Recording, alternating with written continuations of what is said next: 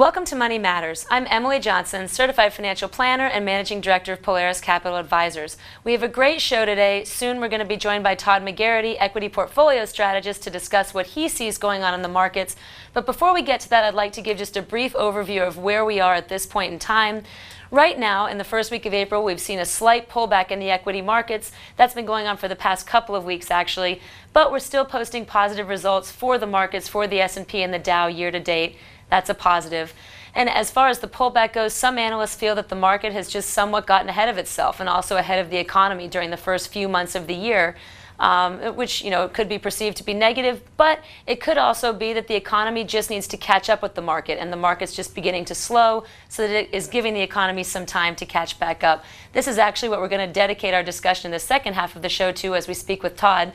So, I'd like to discuss just a couple other small trends that are moving the market right now.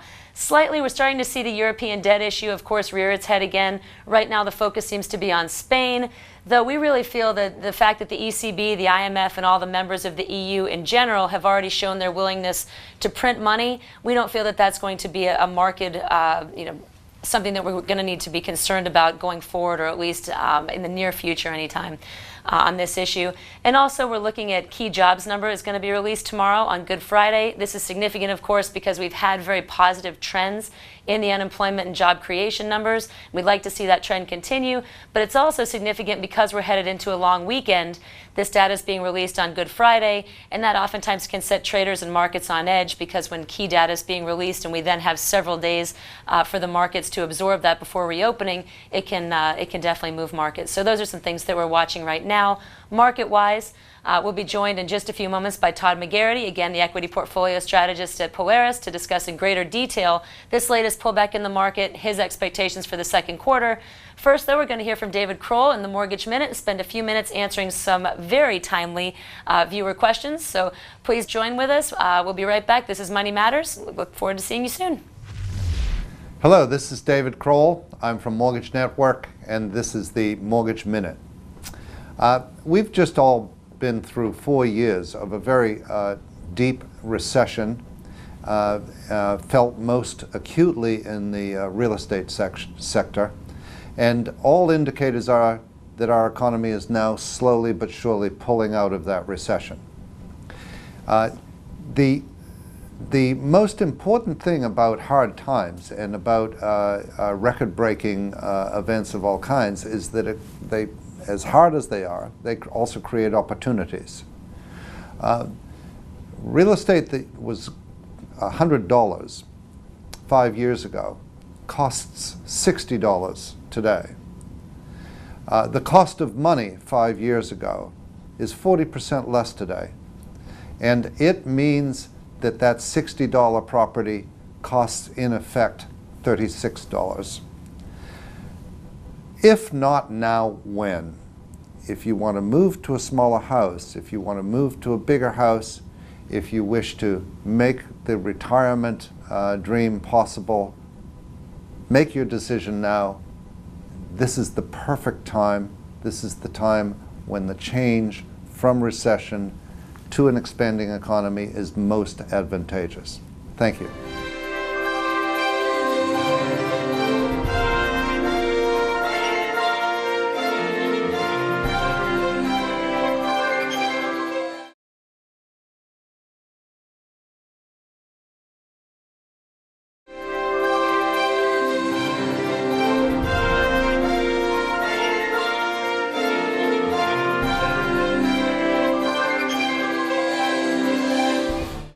Welcome back to Money Matters. I'd like to answer one viewer question that we received, and also something that I hear pretty frequently, and that question is, what amount of income can I safely expect to receive from my portfolio?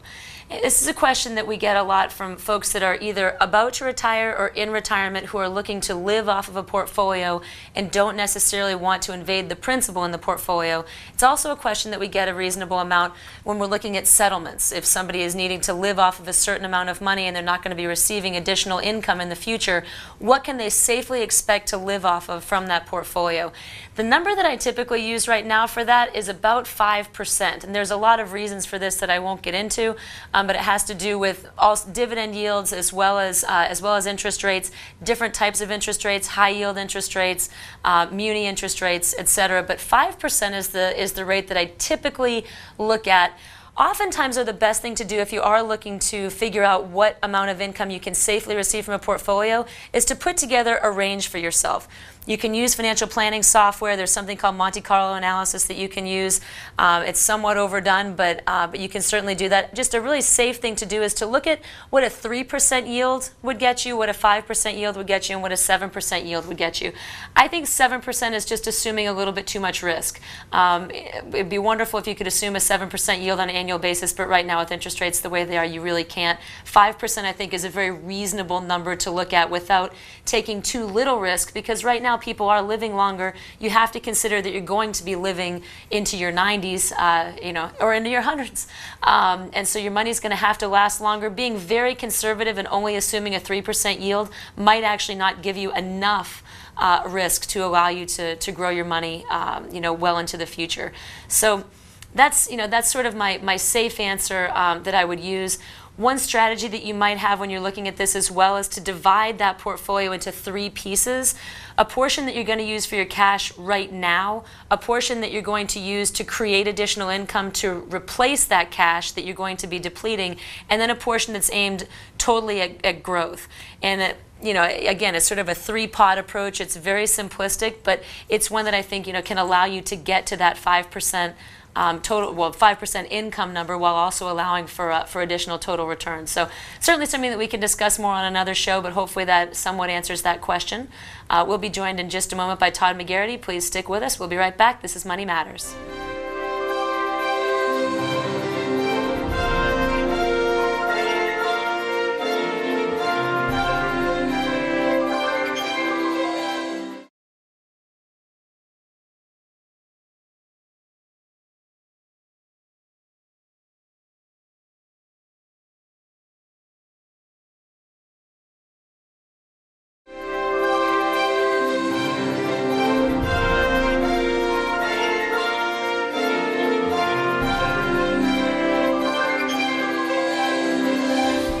Welcome back to Money Matters. I'm joined today by Todd McGarity, Equity Portfolio Strategist at Polaris Capital Advisors, to discuss with us a few of the trends that you see as we go into the second half of 2012.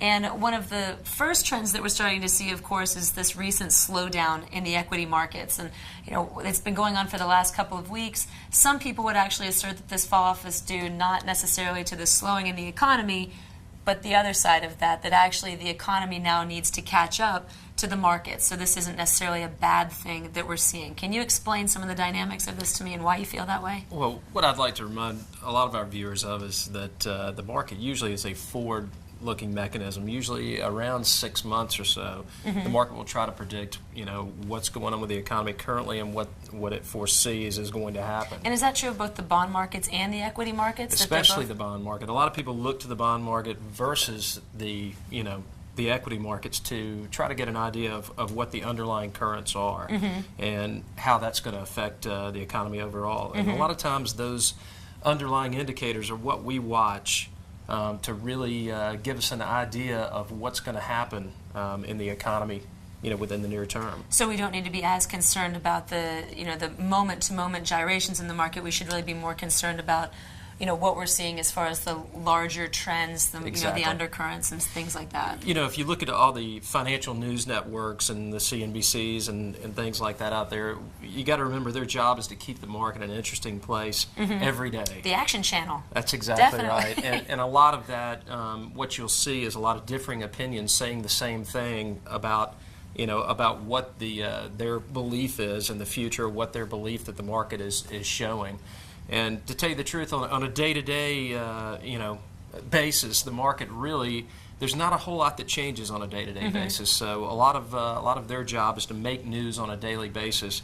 However, most people who manage money based on macro themes that are happening in the market. Several months at a time. So the positive news that we've been seeing, just the fact that we certainly had a positive Q4 in 2011. We've had a positive first quarter in 2012, and now it seems like the economic news that was supporting that and it was just continuing to drive the markets up is now sort of starting to slow a little bit. So you expect that the market's going to seem to trade more in a range at the moment. Is that correct? That's exactly right. If you remember, towards the final quarter of last year, the fourth quarter of last year, what we saw is the market really, moving down based on what we had in the Eurozone and issues, based all on the headline risk and all that. Exactly. But at the first quarter, the market really started to rally, and be quite honest with you, it was a surprise for a lot of people. The market didn't have a lot of volume behind it. Finally, a positive surprise, though. Exactly. I'm all for that. Exactly. But the market didn't have a whole lot of volume behind that move, and they feel like a lot of people were on the sidelines during that time. And the reason is because it surprised a lot of people. The market was telling you, hey, things, beneath the surface, outside the news out there, things beneath the surface, we're starting to see some improvement, some gradual improvement in the economy. And now what you're seeing is the data now support that. So the market has rallied ahead of that. And we actually have a chart of the S&P that I'd like to put up that maybe we could discuss a little bit. And it's a 3-year chart of this is the SPY, the ETF that tracks the S&P. Sure. And I think the thing that's interesting about this chart is how you do see the market sort of trending up and then trading in a range for a period of time. And it looks like we're sort of on the third leg of this. If you have the 2010, 2011, we're seeing now a similar pattern develop in 2012. Do you feel that that pattern is going to continue, or I do. I think as our viewers can look at this chart, and you can see the move from the beginning of 2012, where the S&P broke out of some old highs and hit some fresh highs at around the 1400 level. At this point, we believe we're probably going to, if you can see the move from the beginning of 2012, it's been a pretty strong move. So we believe the market's probably going to pull back here and go range bound at least a little ways. The same way that it has sort of in the early parts of 2011, mid parts of 2011. Exactly, and this goes with our theme. Keep in mind that the market, looking forward 6 months or so, if you take 6 months out or so, we're getting pretty close to election time at that point. So we're starting to see a little bit more uncertainty, but not necessarily negative. Not negative, data, but a little more hesitancy based on that cloudiness. That's exactly right, of what's going to happen in the election. And what I would say is that if you study the markets going forward here and watch closely of what's going on, there's some indicators that we watch, particularly the bond market and things of those sorts. It's telling you the economy is getting a little bit better gradually. It also seems to be telling us that the likelihood of a QE3 is less, which is also creating some of that flattening. And that's a trend we've seen here pretty recently, especially given the FOMC's recent remarks about QE3 and the reluctancy to implement a new quantitative easing program. So, we're starting to see that play out in the bond market. If you notice the 30-year Treasury towards the long end of the curve where we look out, you're starting to see rates like the 30-year Treasury, 20 to 30-year Treasury start to kind of creep up on us. I know you talk a lot about that, and you also are now talking about gold. So two other trends that I'd kind of like to cover because I think that they're commonly discussed in a lot of the calls that we get are on these two issues. One is gold in particular.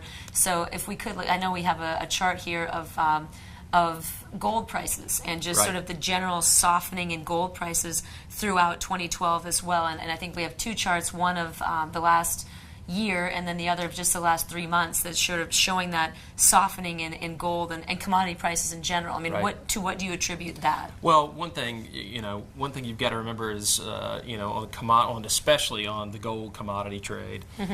Gold is a trade we watch a lot too. It's sort of a fear safety trade, right? It's a fear / inflation hedge trade, and when fear starts to subside, normally you will see gold start to back and trade sideways to down. And it's interesting because, even going into the end of last year, the end of 2011, even as the market was really starting to rebound, gold continued to rebound as well, which made no sense to people because you typically don't see a correlation between gold prices and equity markets. Those two don't usually correlate, but now you're starting to see those two correlations fall apart, or that one correlation fall apart. Exactly. What we're seeing now is a softness in gold, which I think is what we want to see.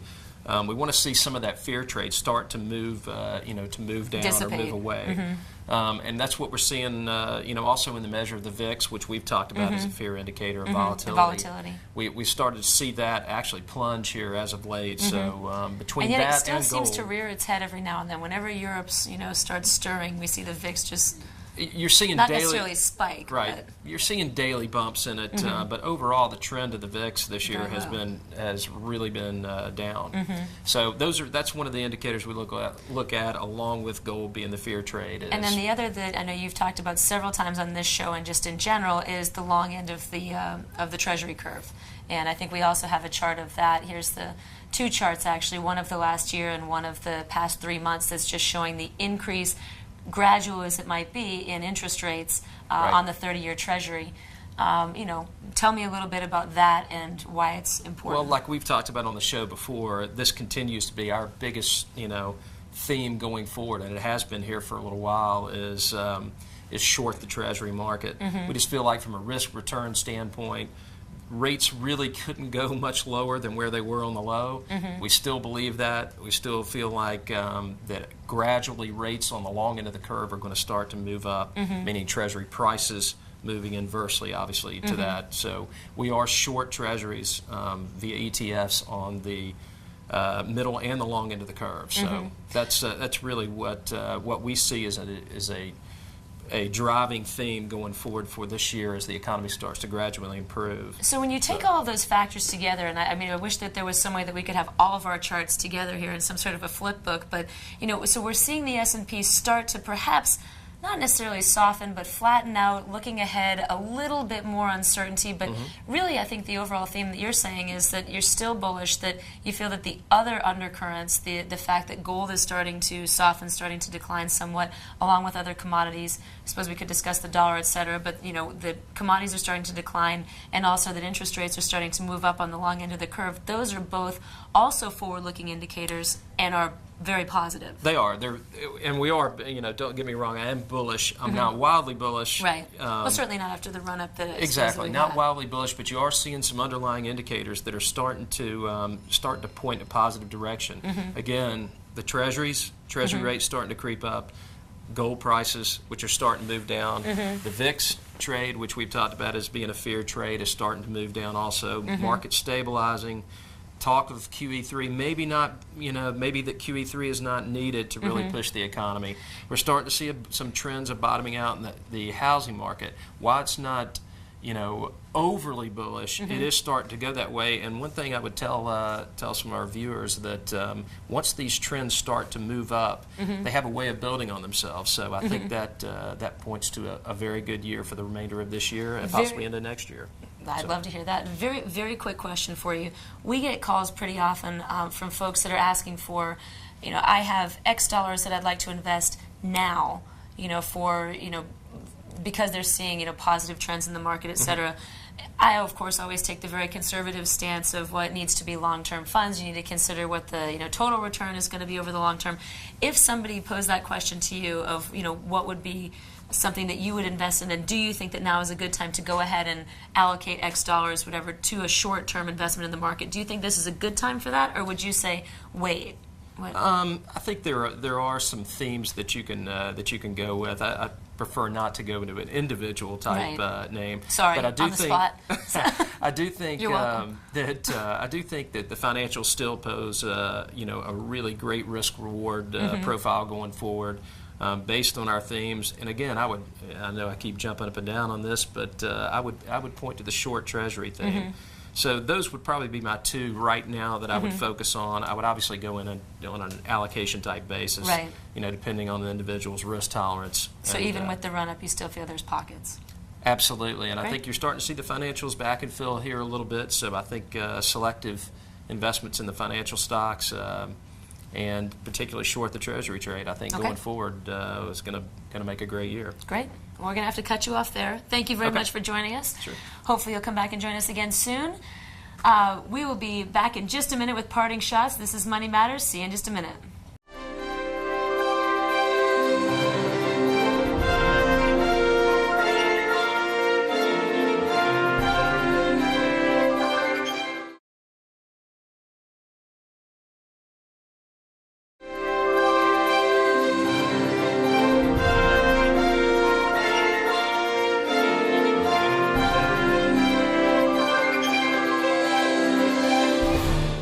Welcome back to Money Matters. Just a couple quick parting shots for the week as we approach April 17th tax filing deadline. A few last minute considerations. If you haven't made your IRA contributions, whether it's Roth or traditional for 2011, you have until April 17th to do so. That amount is going to be, the contribution amount is going to be $5,000 it's going to be capped at $5,000 for individuals under the age of 50 with a $1,000 catch up for those over the age of 50 to a total of $6,000. And one thing to consider is you may also want to make an IRA contribution for your children or grandchildren, subject to some limitations, but it can be a great way to encourage savings in children and also help them to begin building a nest egg that won't be touched for decades. So those are just a few items to consider. That's all for us this week for Money Matters. Please check us out on Facebook. Shoot us an email with your thoughts and questions. We really look forward to hearing from you. We love your questions. So until next week, I'm Emily Johnson. This has been Money Matters. We wish you a wonderful holiday weekend, and we look forward to seeing you next week.